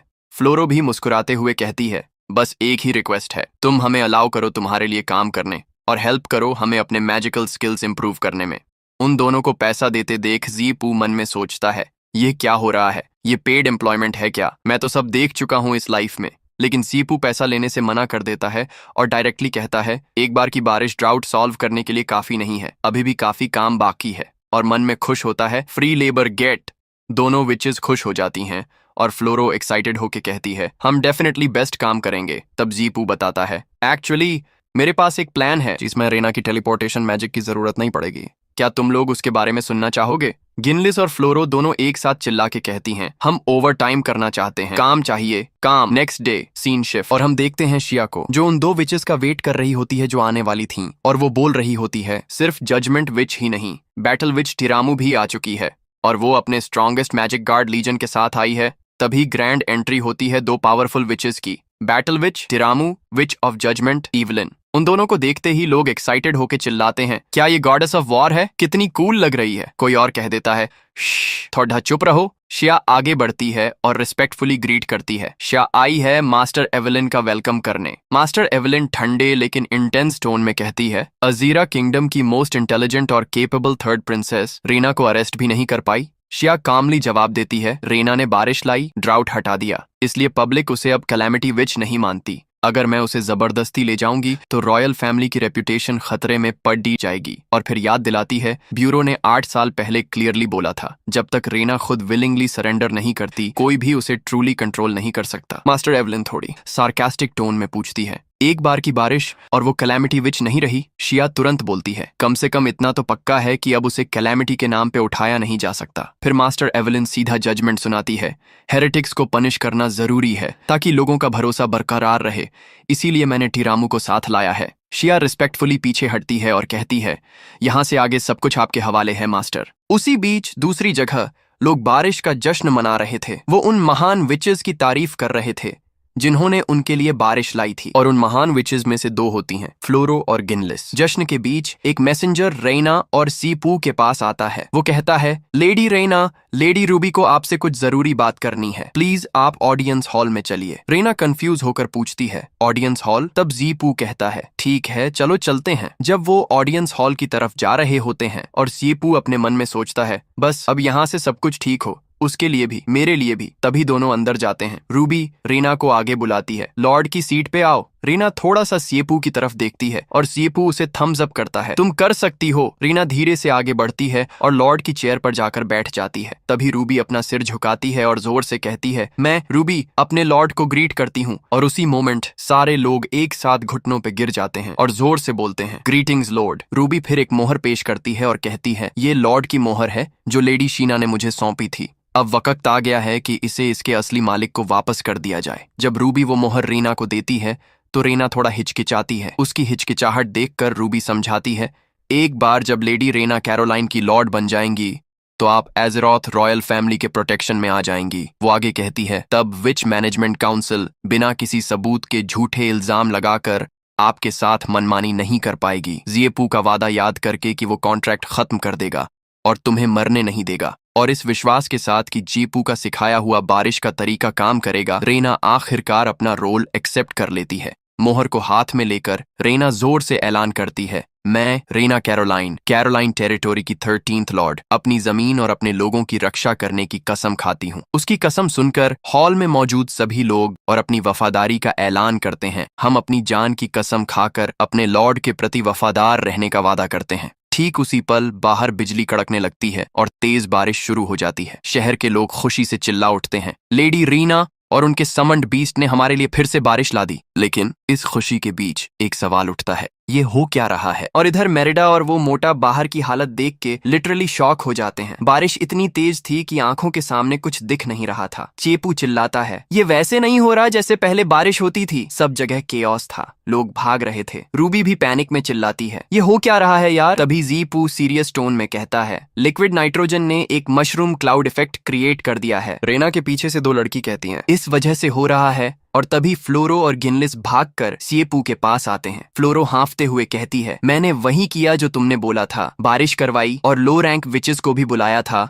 थोड़ा शो ऑफ करने के लिए। लेकिन लगता है या तो हमारी मैजिक पावर ज्यादा फास्ट ग्रो हो गई या फिर हम मेथड सही से समझ नहीं पाए। जब कंटेनर लॉन्च हुआ तभी एक वायलेंट स्टॉर्म भी स्टार्ट हो गया। तभी शिया के साथ दो विचेस वहां पहुंच जाती हैं। एवलिन आंखों में गुस्सा लेकर कहती है, ये सब उसी की वजह से हुआ। कैलेमिटी विच ने एक नई डिजास्टर ले आई, जैसे पहले हुआ था वैसा ही। रेना, तुमने कानून तोड़कर जेल से भागकर अपनी फायर एग्जीक्यूशन से बचने की कोशिश की। तुमने अग्रीमेंट वायोलेट किया और कैरोलाइन वापस आ गई बिना परमिशन के। तुम्हें पता भी है तुमने क्या क्राइम किया है? रीना शॉक्ड सी हल्की आवाज में बोलती है, एवलिन टीचर। लेकिन तभी गिनलिस हिम्मत करके आगे बढ़ती है और एवलिन के सामने खड़ी होकर कहती है, इसमें लेडी रीना का कोई फॉल्ट नहीं है, ये सब हमारी गलती थी। फ्लोरो भी तुरंत बोल पड़ती है, बिल्कुल सही। और तभी एक गार्ड भागते हुए आती है। कास्टल के गेट्स हवा से उड़ गए और एक बड़ा क्राउड अंदर घुस गया। एवलिन गुस्से से बोलती है, क्लियरली कैरोलाइन के लोग तो इसे गलत नहीं मानते। और फिर क्राउड के अंदर से मोटा और लोग निकल के चिल्लाते हैं, लेडी रेना ने बारिश लाई,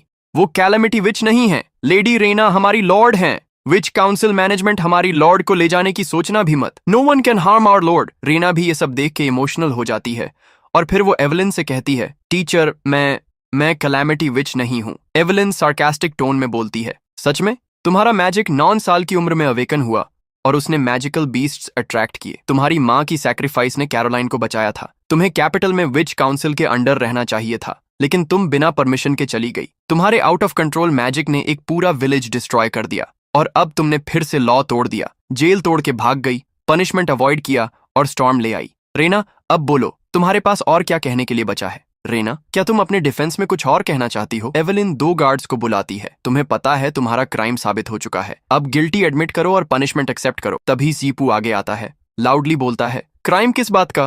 पनिशमेंट किस चीज का? रेना किसी भी डिजास्टर का कॉज नहीं है। जिन्हें तुम क्राइम्स कह रहे हो वो सब नॉनसेंस है। वो रेना की तरफ देख के आंख मारकर कहता है, don't worry, I am here. Evelyn फिर बोलती है, रेना का क्राइम ट्राइब्यूनल ने डिसाइड किया था। प्रॉपर इन्वेस्टिगेशन के बाद सिर्फ डिनाइल से सच नहीं बदलता। और रेना का समन्ड बीस्ट भी। शेपू अपना शर्ट के बटन खोलता है, उसके नीचे लिखा होता है, साइंस ट्रूथ। वो शर्ट उतार के फेंकता है और कहता है, साइंस ट्रूथ में बिलीव करता है, अथॉरिटी में नहीं। अब मैं तुम्हें सबके सामने दिखाता हूँ कि तुम्हारा ट्राइब्यूनल कितना इग्नोरेंट है। तुम लोग सभी 9 साल पहले वाले मैजिकल बीस्ट इन्वेजन के वक्त जिंदा थे, राइट? वो दो रेफ्यूजीज से पूछता है, बताओ क्या किसी ने अपनी आंखों से देखा था कि रेना ने मैजिकल बीस्ट समन किए? वो चुप हो जाते हैं, फिर बोलते हैं, नहीं, किसी ने नहीं देखा, हमें सिर्फ याद है लेडी रेना का अवेकनिंग सेरेमोनी चल रहा था और तभी बीस्ट्स इन्वेड करने लगे। जीपू कहता है, इसका मतलब सिर्फ ये है कि रीना का मैजिक अवेकन हुआ उसी वक्त जब बीस्ट्स आए, लेकिन इसका ये मतलब तो नहीं कि रीना की वजह से बीस्ट्स आए, राइट? वो भी बोलते हैं,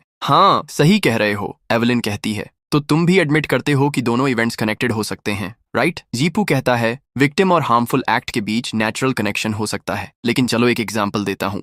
एक शेफ टेस्टी खाना बनाता है, बैंडिट्स उसका स्मेल लेकर आ जाते हैं, खाना खाते हैं और बाकी कस्टमर्स को मार देते हैं। तो क्या ये शेफ की गलती है? वो उन रेफ्यूजीज को डायरेक्टली पूछता है, बोलो क्या ये शेफ की गलती है? फिर मास्टर एवलिन को देख के कहता है, नहीं, विक्टिम की कोई गलती नहीं थी, गलती अटैकर की थी। एवलिन फिर कहती है, जैसे तुमने बोला, हो सकता है रीना ने मैजिकल बीस्ट्स अट्रैक्ट किए हों, लेकिन वो उसकी गलती नहीं थी। रॉयल फैमिली ने लोगों की सेफ्टी के लिए लेडी कैरोलाइन से कंसल्ट करके रीना को कैपिटल भेजने का डिसीजन लिया, विच काउंसिल के अंडर। लेकिन कैपिटल में रहते हुए भी रेना बिना परमिशन के बाहर चली गई और उसका मैजिक कंट्रोल से बाहर हो गया। एक पूरा विलेज डिस्ट्रॉय हो गया। प्रिंसेस शिया ने ये सब खुद देखा था। तब ज़ेपू रेना की तरफ इशारा करता है, रेना तुम खुद डायरेक्टली इन्वॉल्व थी, तुम खुद बताओ उस वक्त क्या हुआ था। और फिर शिया की तरफ देखता है, और प्रिंसेस अगर कोई मेमोरी एरर हो गया हो तो वो भी क्लैरिफाई हो जाए। रेना कहती है, उस वक्त मुझे कुछ याद नहीं था, मैं बस होश में आई और सब तब रियलाइज हुआ। शिया कहती है, मैं ऑलरेडी ट्राइब्यूनल में सब बता चुकी हूँ, लेकिन अब टीचर ने बोला है तो पब्लिक के सामने दोबारा बताऊंगी। मैं सिया थर्ड प्रिंसेस सबके सामने कसम खाकर कहती हूँ कि मेरी टेस्टिमोनी कंप्लीटली सच है। जब मैं वहां पहुंची, रेना हवा में फ्लोट कर रही थी और उसके पीछे सब कुछ डिस्ट्रॉय हो चुका था। बस इतना ही मैंने अपनी आंखों से देखा। तो आगे से ज़ीपू उससे पूछता है, तो तुम कहना ये चाहते हो तुमने बस रेना को ही सीन पे देखा था,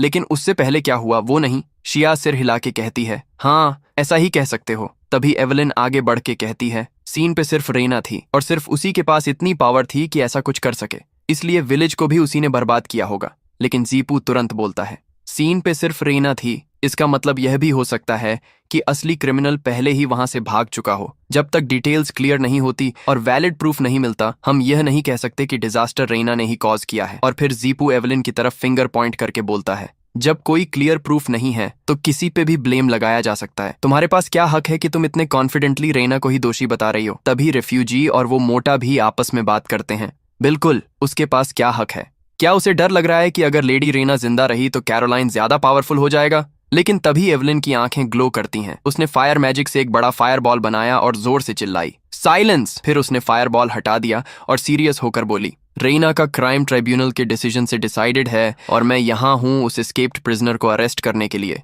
और इस बार और भी ज्यादा गार्ड्स आ गए। एवलिन ने कहा, जो भी इस ऑफिशियल ड्यूटी को ऑब्स्ट्रक्ट करेगा उसे भी वही क्राइम का दोषी माना जाएगा। तभी ज़ीपू एक लीगल बुक निकालता है और बोलता है, वैसे भी मैं पिछले कुछ दिनों से तुम्हारे लीगल डॉक्यूमेंट्स पढ़ रहा हूँ। इंपीरियल लॉ का आर्टिकल 66 कहता है, अगर कोई प्रिजनर गलत एक्यूजेशन की वजह से रेजिस्ट करे और बाद में वह इनोसेंट साबित हो तो उसका रेजिस्टेंस क्राइम नहीं माना जाता। बुक बंद करके ज़ीपू कहता है, और क्योंकि रेना इनोसेंट है इसलिए उस पर प्रिजन एस्केप का चार्ज भी नहीं लगता। रेना तो हैरानी से ज़ीपू को देख रही होती है और शिया भी सोच रही थी, 5 वॉल्यूम्स, 5000 से ज्यादा आर्टिकल्स, इतने में से ज़ीपू ने कुछ दिनों में ऐसा लॉ क्लॉज ढूंढ लिया जो एवलिन को ही कट कर गया।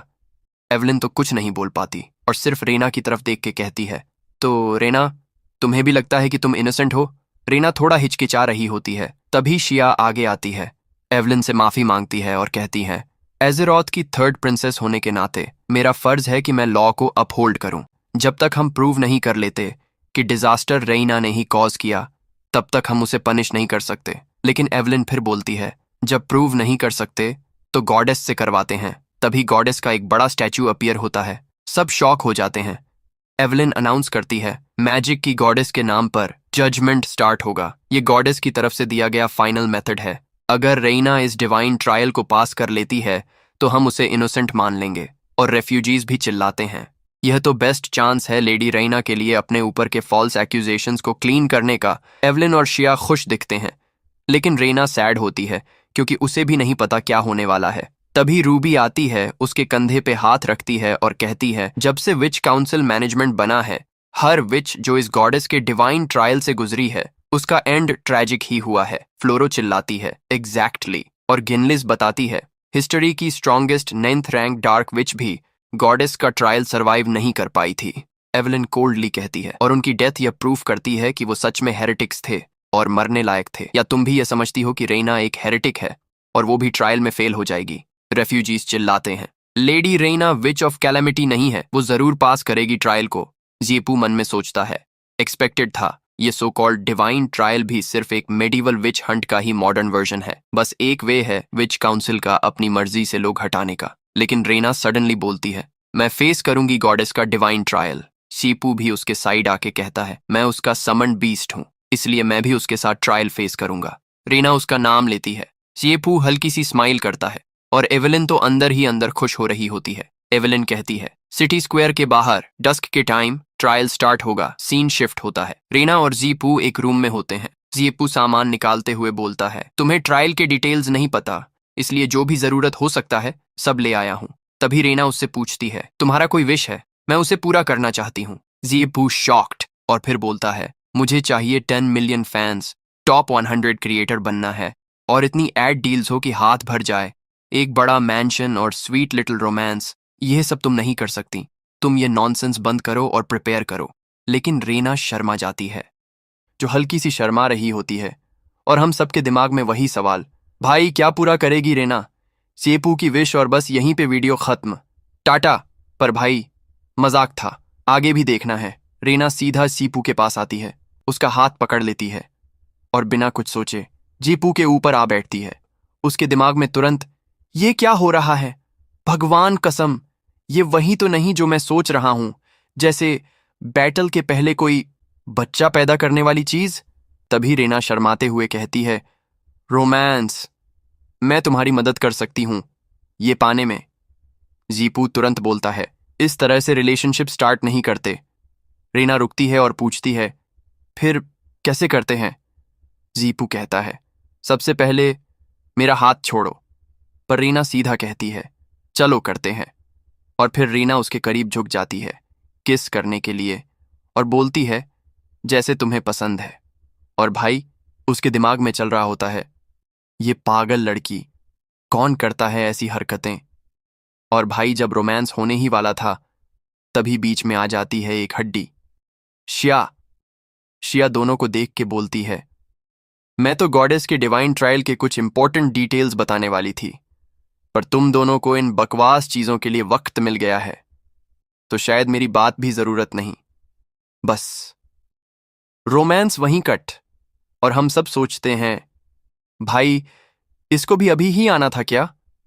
रीना घूम के देखती है और एक जोर की आवाज आती है, तुम्हारी माँ ने सिखाया नहीं, बिना नॉक किए अंदर आना मना है। जीपू भी बोलता है, पहले तुमने दिखावा किया कि तुम रीना की हेल्प करोगी, और अब फिर से। मुझे लगा था तुम वाकई चाहती हो कि रीना वैनिश हो जाए।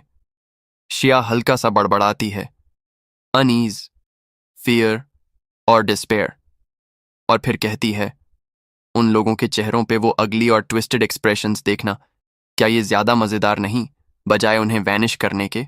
और जीपू भी सोचता है, क्या ये ज्यादा मजेदार नहीं बजाय उन्हें वैनिश करने के?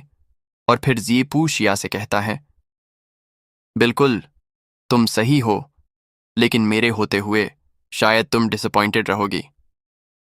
तब शिया आगे बढ़ती है और कहती है, डिवाइन ट्रायल के 3 पार्ट्स हैं, the trial of flames, the trial of the abyss और the trial of the storm. और ट्रायल के दौरान विच की मैजिक पावर भी बहुत कमजोर हो जाएगी।